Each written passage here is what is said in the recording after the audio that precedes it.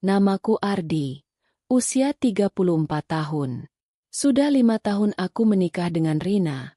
Perempuan yang dulu kuperjuangkan mati-matian karena restu orang tuanya tak mudah kudapatkan.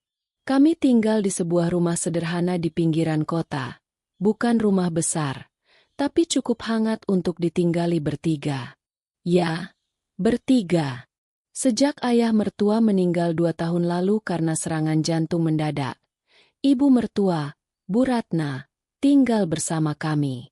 Awalnya hanya sementara, sampai beliau merasa lebih kuat dan siap tinggal sendiri lagi. Tapi waktu berjalan, dan keadaan membuat semuanya berubah. Rumah kecil kami akhirnya menjadi tempat beliau menggantungkan hari tuanya. Bu Ratna kini berusia 56 tahun. Rambutnya mulai dipenuhi uban yang selalu ia ikat rapi ke belakang. Wajahnya masih menyisakan kecantikan masa mudanya, meski guratan halus di sekitar mata dan pipinya tak bisa lagi disembunyikan.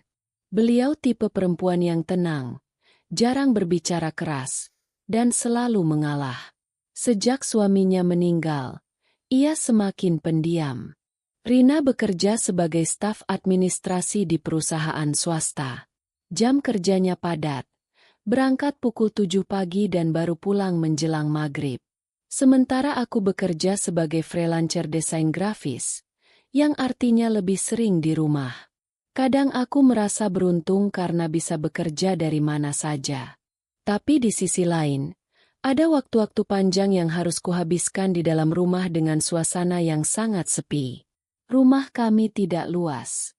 Hanya 2 kamar tidur, 1 kamar mandi, ruang tamu kecil yang menyatu dengan ruang makan, dan dapur sederhana di belakang.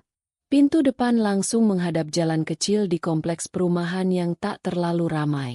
Jika pagi hari, suara motor dan pedagang sayur masih terdengar. Tapi setelah siang menjelang, suasana berubah sunyi. Biasanya pagi hari terasa normal. Rina sibuk bersiap kerja, Bu Ratna memasak di dapur, dan aku mengecek email klien. Ada percakapan ringan tentang menu makan siang atau cucian yang belum diangkat. Semua terlihat seperti keluarga kecil yang biasa saja. Namun setelah Rina berangkat, suasana berubah drastis. Rumah mendadak terasa lebih lengang. Hanya suara kipas angin atau televisi yang menemani. Kadang Bu Ratna menonton sinetron siang. Kadang hanya duduk diam memandangi halaman kecil di depan rumah. Aku dan Bu Ratna sebenarnya tidak pernah punya masalah.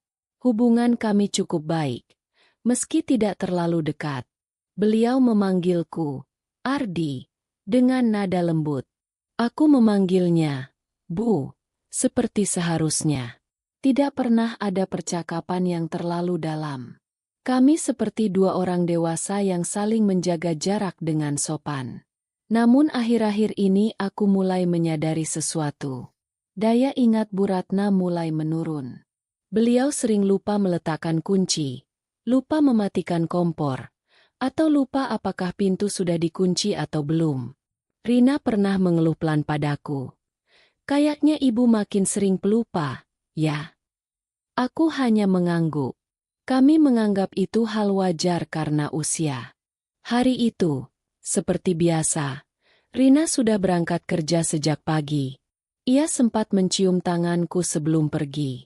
Jangan lupa makan siang ya, katanya. Aku tersenyum dan mengangguk.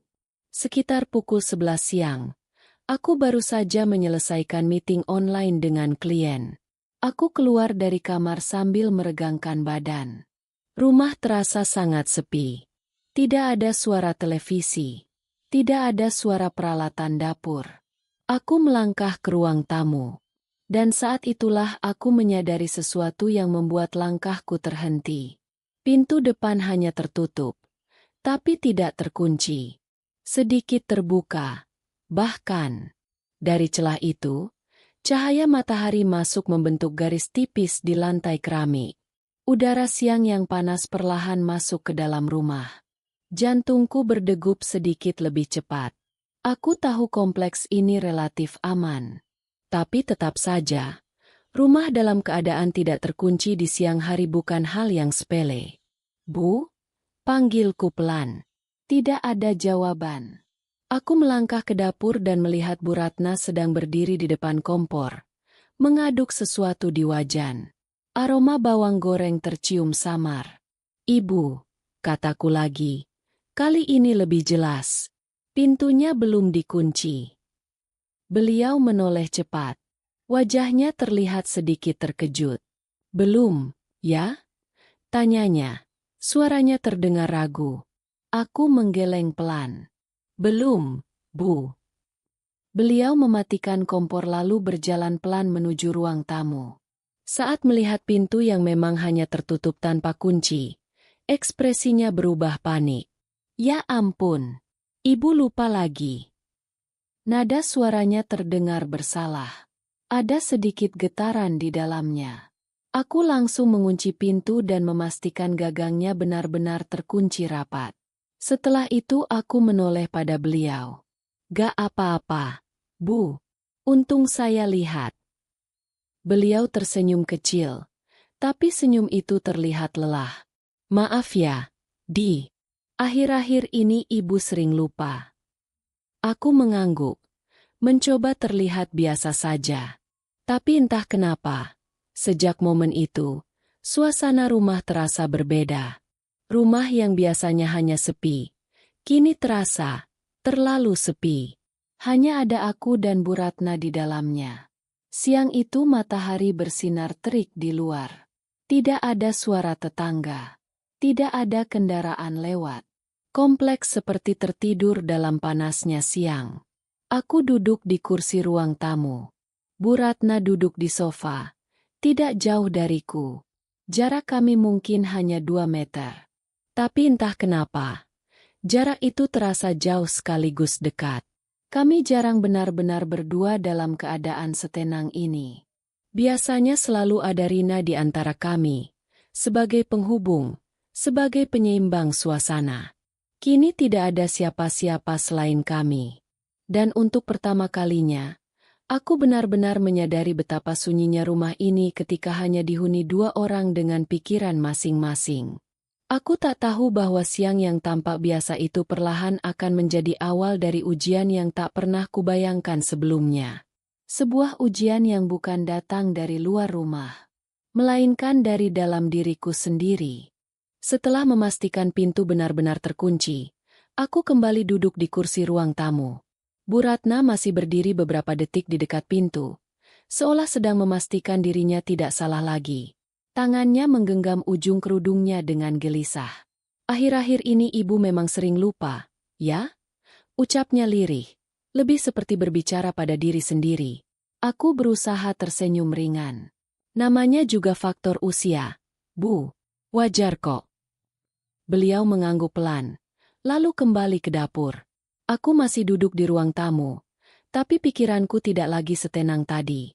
Entah kenapa, kejadian kecil itu meninggalkan kesan berbeda di hatiku. Rumah terasa semakin sunyi.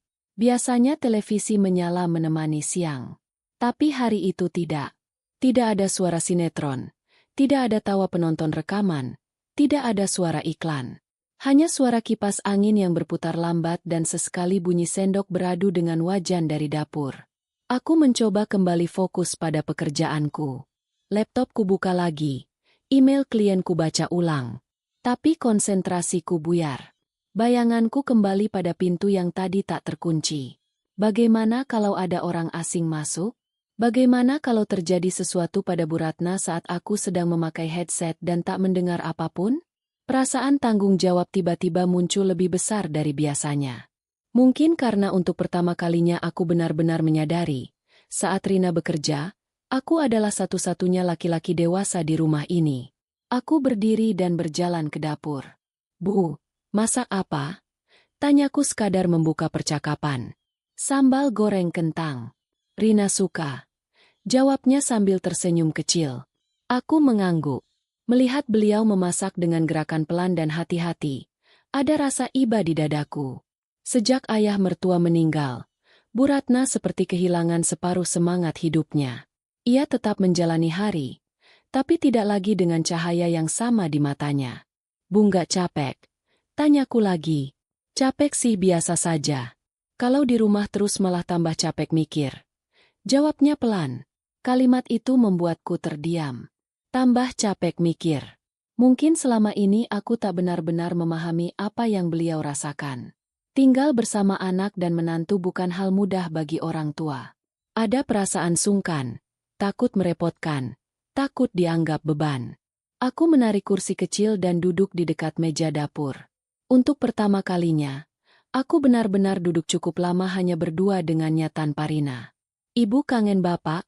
tanyaku hati-hati. Tangan Bu Ratna berhenti sejenak mengaduk masakan. Wajahnya menunduk. "Setiap hari," jawabnya lirih. Suasana mendadak berubah sendu. Aku merasa seperti memasuki wilayah yang selama ini tak pernah kusentuh. Ada sisi rapuh dalam dirinya yang jarang terlihat. Beliau melanjutkan, "Kadang kalau malam, Ibu masih refleks mau panggil almarhum. Lupa kalau sekarang sudah sendiri." Kalimat itu menggantung di udara. Aku merasakan empati yang dalam. Namun bersamaan dengan itu, muncul juga perasaan lain yang sulit kujelaskan. Perasaan iba bercampur dengan kedekatan yang mulai terasa berbeda. Aku segera berdiri. "Saya ambil minum dulu, Bu." Aku menuju kulkas, mencoba menenangkan pikiran yang mulai tak karuan. Kenapa suasana terasa begitu intim padahal kami hanya berbincang biasa? Saat aku kembali, beliau sudah duduk di kursi dapur. Wajahnya terlihat lebih tenang, tapi matanya sedikit sembab. "Ibu minta maaf ya kalau sering lupa kunci pintu," katanya tiba-tiba. Aku terkejut. "Loh, Bu, itu hal kecil. Buat kamu mungkin kecil. Tapi kalau sampai kenapa-kenapa, Ibu yang salah." Nada suaranya penuh rasa bersalah. Ada ketakutan di sana. Ketakutan menjadi beban. Aku duduk kembali. "Bu, jangan bilang begitu. Ini rumah kita bersama." Kalimat itu keluar spontan. Dan setelah mengucapkannya, aku baru sadar bahwa suasana benar-benar berubah.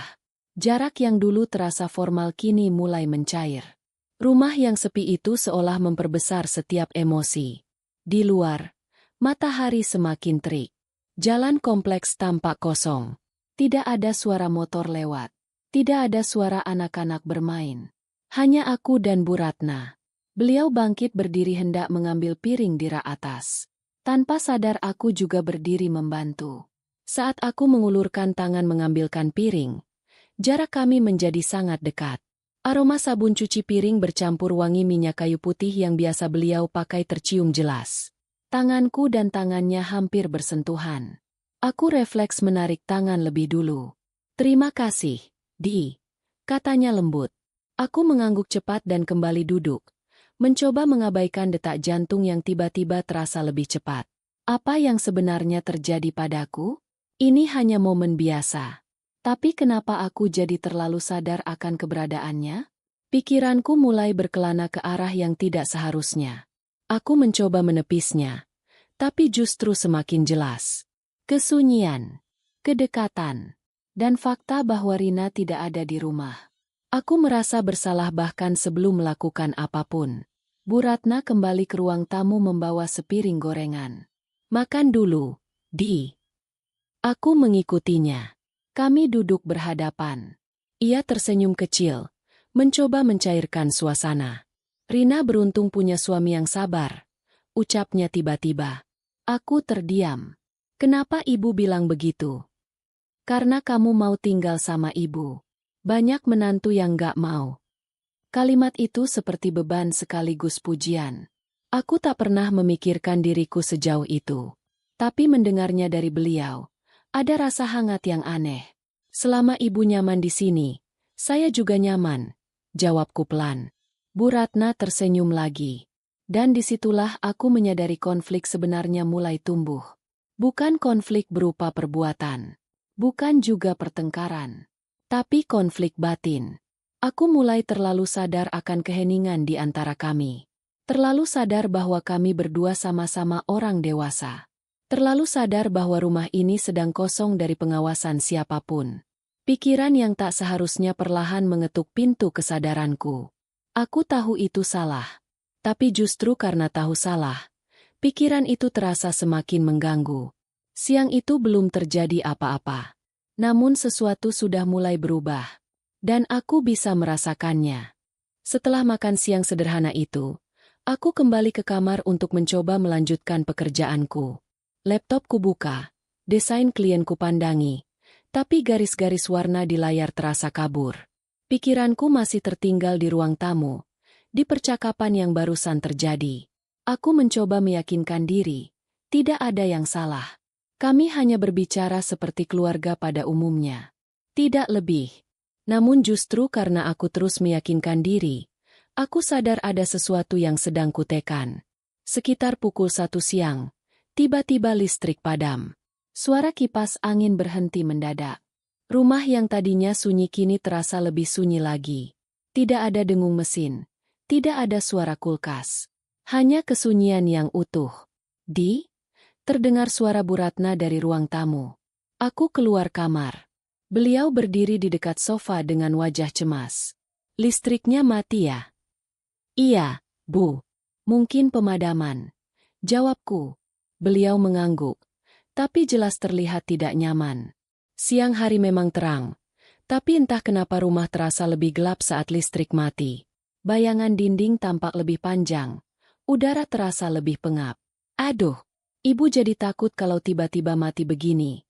Ucapnya pelan. Takut kenapa, Bu? Tanyaku. Ya, takut saja. Rumah jadi sepi banget. Kalimat itu sederhana, tapi terasa dalam. Aku duduk di kursi ruang tamu. Bu Ratna ikut duduk di sofa. Karena kipas mati, udara terasa panas. Beliau mengibaskan ujung kerudungnya pelan untuk mengurangi gerah. Kompleks ini aman, kok, Bu. Kataku mencoba menenangkan. Ibu tahu. Tapi tetap saja kalau rumah sepi begini rasanya beda. Aku memandangi pintu yang tadi sudah kukunci. Terkunci rapat. Tapi entah kenapa, suasana justru terasa lebih tertutup. Waktu berjalan lambat. Tidak ada yang bisa dilakukan tanpa listrik. Aku tak bisa bekerja. Televisi tak bisa dinyalakan. Hanya ada kami berdua dan suara napas masing-masing. Bu Ratna berdiri dan berjalan ke dapur mengambil minum. Aku mengikutinya tanpa sadar. Di dapur yang sempit itu, jarak kami kembali terasa dekat. Ia mengambil gelas. Tangannya sedikit gemetar. Ibu akhir-akhir ini memang gampang cemas, katanya pelan. Aku berdiri tepat di sampingnya.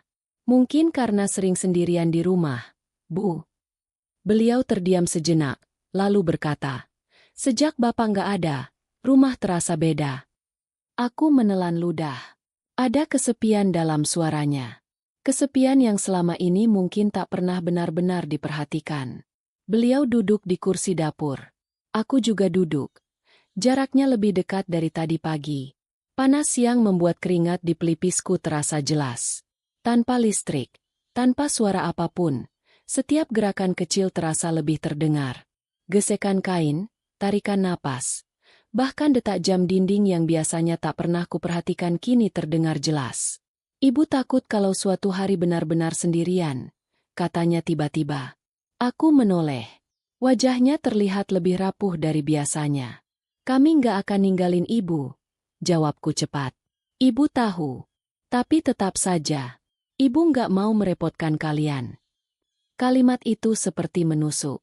Aku merasa ingin meyakinkannya lebih dari sekadar kata-kata. Ingin menunjukkan bahwa ia tidak sendiri. Namun di saat bersamaan, ada perasaan lain yang mulai menyusup.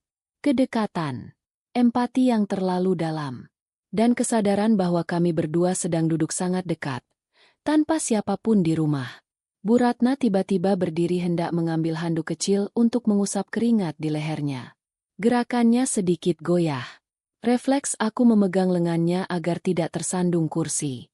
Sentuhan itu singkat, tapi cukup membuat tubuhku kaku. Tangannya hangat. Beliau menatapku beberapa detik lebih lama dari biasanya. Terima kasih, Di. Suasana mendadak terasa berbeda. Bukan karena ada sesuatu yang terjadi, tapi karena aku mulai sadar akan kemungkinan. Dan kesadaran itu yang berbahaya. Aku segera melepaskan tangannya. Hati-hati, Bu. Beliau tersenyum kecil, lalu duduk kembali. Aku berdiri, mencoba mengambil jarak. Tapi ruangan dapur terlalu sempit untuk benar-benar terasa jauh. Di luar rumah, tidak terdengar suara apapun. Seolah dunia ikut diam. Panggilnya lagi pelan. Iya, Bu. Kamu nggak bosan kerja di rumah terus? Pertanyaan itu membuatku terdiam. Kenapa ia bertanya seperti itu? Kadang bosan. Jawabku jujur. Pasti sepi ya kalau Rina kerja. Aku mengangguk pelan. Beliau menatapku dengan ekspresi yang sulit kuartikan. Ada empati di sana. Ada pengertian. Dua orang dewasa. Sama-sama sering sendirian di rumah. Sama-sama merasakan sepi. Pikiran itu melintas begitu saja. Dan aku membencinya. Karena semakin kupikirkan, semakin terasa tidak benar. Aku mencoba mengalihkan pembicaraan. Nanti kalau listrik sudah nyala, saya mau keluar sebentar beli kopi. Terserah kamu, jawabnya lembut. Namun beliau tidak beranjak dari tempat duduknya. Beberapa menit berlalu dalam diam. Keringat mengalir di pelipisku. Aku tak tahu apakah itu karena panas atau karena gelisah. Konflik dalam diriku mulai membesar. Di satu sisi, aku hanya ingin menjadi menantu yang baik, menjaga ibu mertua seperti orang tua sendiri. Di sisi lain, aku tak bisa memungkiri bahwa suasana ini membuat pikiranku tergelincir. Bukan karena beliau melakukan sesuatu. Bukan karena ada niat darinya. Semua ini murni dari kepalaku sendiri. Dan itu yang membuatnya semakin menakutkan. Karena musuhku bukan situasi. Bukan juga orang lain. Melainkan diriku sendiri. Tiba-tiba terdengar suara petir jauh di langit. Awan mendung datang tanpa disadari. Siang yang tadinya terik berubah kelabu. Rumah semakin redup. Bu Ratna berdiri mendekat ke arahku. Mungkin karena terkejut suara petir tadi. Refleks beliau berdiri cukup dekat. Hampir menyentuh bahuku. Astagfirullah. Ibu memang penakut sekarang. Katanya pelan. Aku bisa merasakan napasnya yang sedikit cepat. Dan disitulah komplikasi benar-benar mencapai titik berbahaya. Karena aku mulai menyadari, jika aku tidak segera mengambil jarak, batas itu bisa kabur. Dan sekali batas itu kabur, semua bisa berubah. Aku menarik napas panjang. Bu, saya cek meteran listrik dulu ya, kataku cepat. Meski tahu pemadaman ini kemungkinan dari pusat, aku butuh alasan untuk menjauh. Karena semakin lama aku di ruangan ini, semakin sulit mengendalikan pikiranku sendiri. Dan untuk pertama kalinya dalam hidupku, aku takut bukan pada keadaan, melainkan pada diriku sendiri. Langit di luar semakin gelap. Awan mendung menutup cahaya siang yang tadi menyilaukan. Rumah kecil itu terasa seperti ruang tertutup yang memerangkap dua orang dalam keheningan yang menyesakkan. Aku berdiri di dekat meteran listrik. Padahal aku tahu betul pemadaman ini bukan karena token habis. Tanganku hanya berpura-pura memeriksa. Sementara pikiranku berusaha keras menenangkan diri. Tarik napas. Buang perlahan. Ini hanya situasi biasa. Tidak ada yang terjadi. Tapi justru karena tidak ada yang terjadi, pikiranku terasa semakin liar. Suara Bu Ratna terdengar dari ruang tamu. Lirih. Hampir seperti bisikan. Aku menoleh. Beliau berdiri di ambang pintu dapur. Wajahnya terlihat cemas. Iya, Bu. Ibu nggak enak badan sedikit. Mungkin karena panas. Aku langsung mendekat. Refleks. Bukan karena hal lain. Tapi karena rasa tanggung jawab. Pusing, Bu. Beliau mengangguk pelan. Tanpa berpikir panjang, aku mempersilahkannya duduk di sofa. Rumah terasa makin pengap. Tanpa kipas angin, udara tak bergerak. Ibu tunggu di sini. Saya ambilkan air. Aku kembali dari dapur membawa segelas air putih. Saat kuberikan gelas itu, tangannya sedikit gemetar. Air hampir tumpah. Refleks lagi. Aku memegang tangannya agar gelas tidak jatuh. Sentuhan itu lebih lama dari sebelumnya. Karena kali ini bukan sekadar membantu mengambil piring. Kali ini aku benar-benar memegang tangannya. Kulitnya hangat, lembut, dan detik itu juga jantungku berdetak lebih cepat. Beliau menatapku. Tatapan yang tidak sepenuhnya bisa kuterjemahkan. Ada rasa terima kasih, ada rasa takut, dan mungkin rasa ketergantungan. Maaf ya, Di. Ibu jadi merepotkan. Kalimat itu seperti jarum yang menusuk kesadaranku. Merepotkan? Tapi justru disitulah bahaya itu muncul. Perasaan dibutuhkan. Perasaan menjadi satu-satunya orang yang ada di situ. Aku melepaskan tangannya perlahan. Bu, jangan bilang begitu. Saya di sini. Kalimat itu terdengar biasa. Tapi suasananya tidak biasa. Petir kembali terdengar. Lebih keras dari sebelumnya. Hujan turun tiba-tiba. Deras menghantam atap seng dapur. Suara hujan membuat dunia luar seperti menghilang. Kini benar-benar hanya kami. Tidak ada suara kendaraan. Tidak ada aktivitas tetangga. Hanya suara hujan, napas, dan detak jantung yang terasa makin jelas. Bu Ratna menutup mata sejenak. Ibu jadi ingat dulu kalau hujan begini. Bapak selalu duduk di sini. Aku terdiam. Beliau membuka mata, menatap ruang kosong di depannya. Sekarang, rasanya beda. Aku duduk di sebelahnya. Tidak terlalu dekat, tapi cukup untuk merasakan hangat tubuhnya di sampingku. Dan disitulah klimaks itu benar-benar dimulai. Karena pikiranku mulai membisikkan hal-hal yang tak seharusnya. Kamu sendirian. Tidak ada yang tahu. Hanya sebentar. Hentikan. Aku memarahi diriku sendiri dalam hati. Ini ibu mertua. Ini ibunya Rina. Istrimu sendiri. Namun justru karena larangan itu begitu jelas, pikiranku terasa seperti ingin menantangnya. Bu Ratna tiba-tiba memegang lenganku. Bukan dengan maksud apa-apa. Hanya refleks saat petir kembali menggelegar.